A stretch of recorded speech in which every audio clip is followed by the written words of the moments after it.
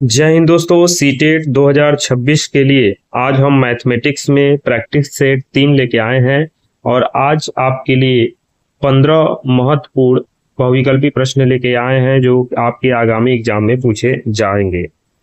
तो आज का पहला प्रश्न है कि यदि 5x माइनस 8 27 के बराबर है तो x का मान क्या होगा। अब देखिए, प्रश्न जो है आपका वो है कि 5x माइनस 8 अगर 27 के बराबर है तो -8 को अगर हम पक्षांतर कर दें तो यहाँ पे +8 हो जाएगा जो कि बन जाएगा 35 और 5 के पहाड़े में 35 आता है 7 बार में। इस प्रश्न का सही जवाब ऑप्शन नंबर सी हो जाएगा।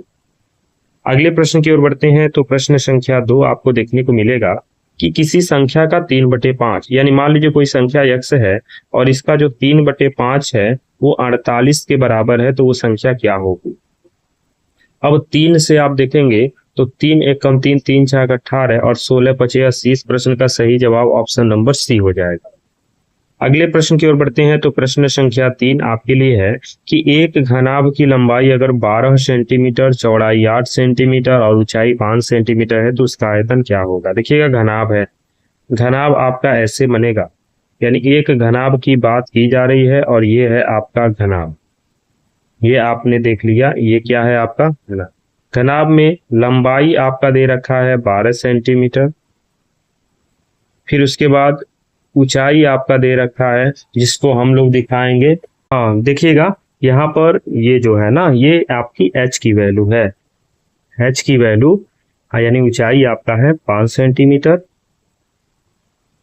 और यहाँ पर चौड़ाई यानी b की वैल्यू आपका दे रखा है 8 सेंटीमीटर। इस तरीके से L की वैल्यू हो गई 12 सेंटीमीटर, B की वैल्यू हो गई 8 सेंटीमीटर, H की वैल्यू हो गई 5 सेंटीमीटर और आपको इस घनाभ का आयतन, यानी आपसे इस प्रश्न में पूछा गया है घनाभ का आयतन। तो घनाभ का आयतन होता है LBH। L की वैल्यू है 12, B की वैल्यू है 8 और H की वैल्यू है 5। तो 5 8 हो जाएगा 40 और 12 चौके 48, 480 सेंटीमीटर स्क्वायर। इस प्रश्न का सही जवाब ऑप्शन नंबर सी हो जाएगा। अगले प्रश्न की ओर बढ़ते हैं। तो प्रश्न संख्या 4 आपके लिए है, यदि किसी वस्तु का अंकित मूल्य 1500 है, ठीक है, एक वस्तु है जिसपे MRP 1500 लिखा है, उस वस्तु पर 16% की छूट दी जाती है तो विक्रय मूल्य क्या होगा। अगर इस पे 16% की छूट दी जाती है तो उस वस्तु को कितने में बेचा जाएगा। तो 16% आप कर दें तो 16% इसका आप निकालेंगे तो यहाँ पर 15 छक्के 90 को 9 जीरो हासिल 9 और 15 कम 15 और 15 और 9 आपका कितना हो जाएगा 24, यानी 240 रुपए आपको छूट मिलने वाली है, जो कि किस पे मिलेगा 1500 पे। तो 1500 में 240 माइनस कर देंगे तो आपका निकल जाएगा 1260 रुपए। इस प्रश्न का सही जवाब ऑप्शन नंबर बी हो जाएगा। अगले प्रश्न की ओर बढ़ते हैं। तो प्रश्न संख्या 5 आपको देखने को मिलेगा कि 0.375 का सरल भिन्न रूप क्या होगा। तो 0.375 को हम लोग 375 बटे में 1 के साथ 3 जीरो लगा देंगे। अब इसको सरल करने जाएंगे तो यहाँ पे देखिएगा 25 चौके 100 और 25 से इसको काटेंगे तो 25 एक कम 25, अब यहाँ पर बचेगा 12 और 25 बचे 125। अब यहाँ पर देखिएगा 5 तिया 15 और 5 8 40, यानी इसका सरलतम रूप 3/8, यानी इस प्रश्न का सही जवाब ऑप्शन नंबर ए हो जाएगा। अगले प्रश्न की ओर बढ़ते हैं। प्रश्न संख्या 6 है कि यदि किसी त्रिभुज का क्षेत्रफल 84 सेंटीमीटर है, देखिएगा एक त्रिभुज का एरिया जो है वो आपका 84 सेंटीमीटर स्क्वायर है, यदि आधार यानी बेस जो है अगर 14 सेंटीमीटर है तो हाइट यानी ऊंचाई क्या होगी। और त्रिभुज का जो एरिया होता है वो होता है 1/2 इंटू बेस इंटू हाइट। अब यहाँ से एरिया है 84 इज इक्वल टू 1/2 और बेस है 14 और इंटू का हाइट।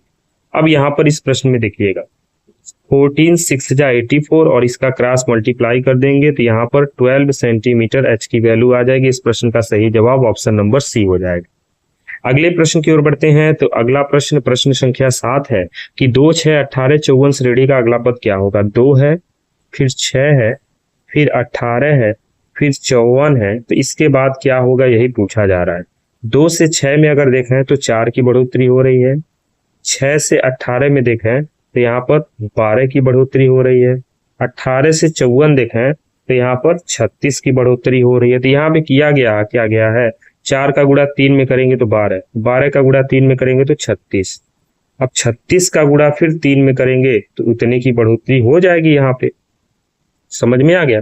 तो 3 छाक 18 को 8 हासिल 1 और 3 3 9 108 की बढ़ोतरी होगी। यानी 8 4 12 को 2 हासिल 1 6 1 162। इस प्रश्न का सही जवाब ऑप्शन नंबर सी हो जाएगा। अगले प्रश्न की ओर बढ़ते हैं। तो प्रश्न संख्या 8 आपको देखने को मिलेगा कि किसी संख्या का 18 मान लीजिए कोई संख्या x है का मतलब गुणा 18% मैंने 18/100 किसके बराबर है 90 के बराबर है। 9 1 कम 9 और 9 दूना 18 और 2 से 10 कटेगा 5 बार में तो x का मान सीधे सीधे निकल जाएगा 500। इस प्रश्न का सही जवाब ऑप्शन नंबर बी हो जाए। देखिए अगर आपको वीडियो अच्छा लग रहा है तो लाइक और शेयर तुरंत कर दीजिए और इसके साथ ही साथ चैनल से पहली बार जुड़े हैं तो चैनल को सब्सक्राइब जरूर कर दीजिएगा। चलिए अगले प्रश्न की ओर बढ़ते हैं। तो प्रश्न संख्या 9 आपको देखने को मिलेगा कि यदि 2 कोणों का अनुपात 4:5 है, ठीक है, 4:5 है, 2 कोण है और उनका योग 180 है। मतलब 4 में जब 5 को जोड़ा जा रहा है तो ये 180 हो जा रहा है। यानी 9 जो है वो 180 के बराबर होगा। यानी 9 1 कम 9 9 दूना 18 यानी 1 जो है वो 20 डिग्री के बराबर है। तो जब 1 20 डिग्री के बराबर है तो 4 जो है वो किसके बराबर होगा। तो 4 गुणे 20 यानी 80 डिग्री के बराबर होगा। और 5 जो होगा वो किसके बराबर होगा। तो 5 जो है वो 5 गुणे 20 यानी बराबर होगा 100 डिग्री। और प्रश्न में आपसे पूछा गया है बड़ा कोण क्या होगा। तो बड़ा 80 और 100 में 100 है। इस प्रश्न का सही जवाब ऑप्शन नंबर सी हो जाएगा। अगले प्रश्न की ओर बढ़ते हैं। तो प्रश्न संख्या 10 आपको देखने को मिलेगा कि 18 मीटर लंबाई और 15 मीटर चौड़ाई वाले आयत का परिमाप। देखिएगा एक आयत है, पहले एक आयत बना लेते हैं। आयत में अगर लंबाई आपका 15 मीटर है तो चौड़ाई आपका कितना है। तो चौड़ाई आपका 15 मीटर। अच्छा एक मिनट, लंबाई जो है आपका कितना है। लंबाई आपका 18 मीटर है। इसको सही कर लीजिए। लंबाई 18 मीटर और चौड़ाई अगर 15 मीटर है तो आयत का परिमाप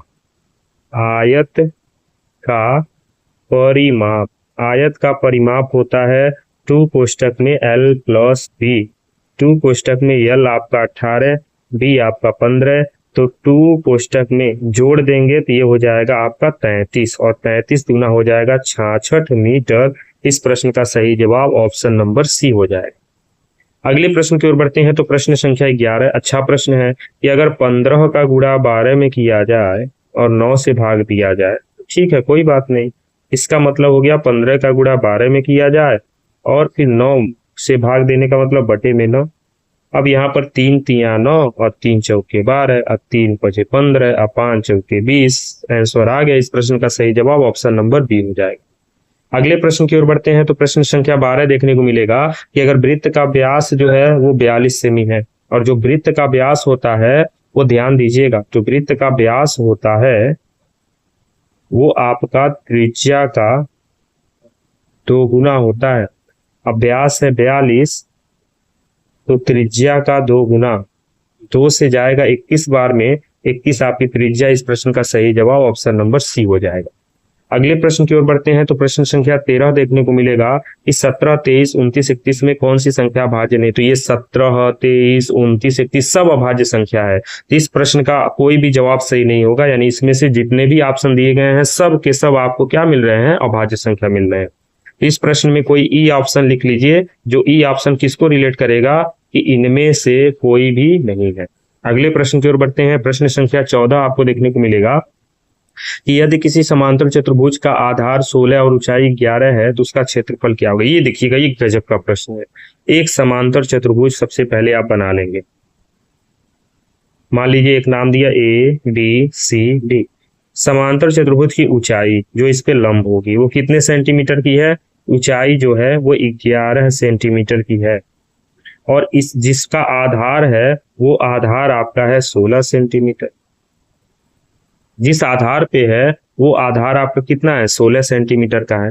तब आपसे पूछा जा रहा है कि इस समांतर चतुर्भुज का क्षेत्रफल क्या होगा। इस समांतर चतुर्भुज का क्षेत्रफल क्या होगा, चलिए देखते हैं।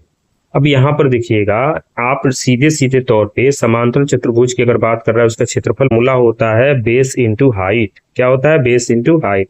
बेस है 16, हाइट है 11, तो गुणा कर दें। 16 कम 16 को 6 हासिल 1, 16 कम 16 17, यानी 176 सेंटीमीटर स्क्वायर। इस प्रश्न का सही जवाब ऑप्शन नंबर सी देखने को मिलेगा। अगले प्रश्न की ओर बढ़ते हैं तो प्रश्न संख्या 15 देखने को मिलेगा और इस सेशन का अंतिम प्रश्न है कि एक राशि 8% वार्षिक साधारण ब्याज है, तो साधारण ब्याज बराबर आपका होता है, साधारण ब्याज बराबर आपका होता है मूलधन गुणे दर गुणे समय बटे में 100। और यहाँ 8% तो दर हो गया 8, समय है 3 और मूलधन आपसे पूछ रहा है और ब्याज है 480 और बटे में है 100। इसी को सॉल्व करना है। तो यहाँ 4 से 25 बार में और 4 से 2 बार में। अब यहाँ पर 3 से इसको काट दें तो 3 एक कम 3, 3 6 18, 2 से काट दें तो 80 हो जाएगा। 80 का गुणा कर दें तो 25 चौके 100 यानी 200, एक जीरो बढ़ जाएगा, यानी 2000 रुपया आपका मूलधन। इस प्रश्न का सही जवाब ऑप्शन नंबर बी हो जाएगा। तो इस तरीके से आज के प्रैक्टिस सेट 3 में हम लोगों ने सीटेट में जो मैथमेटिक्स में अनुमानित प्रश्न थे उनका हल आपको बताया गया। ऐसे ही आपको प्रैक्टिस सेट 4 में भी बताया जाएगा और ऐसे यह चलता रहेगा। तो आपको इन प्रश्न के माध्यम से अगर सीटेट को क्रैक करना है तो उसके लिए आपको मेरे चैनल को सब्सक्राइब करके रखना होगा। मिलते हैं प्रैक्टिस सेट 4 में। जय हिंद।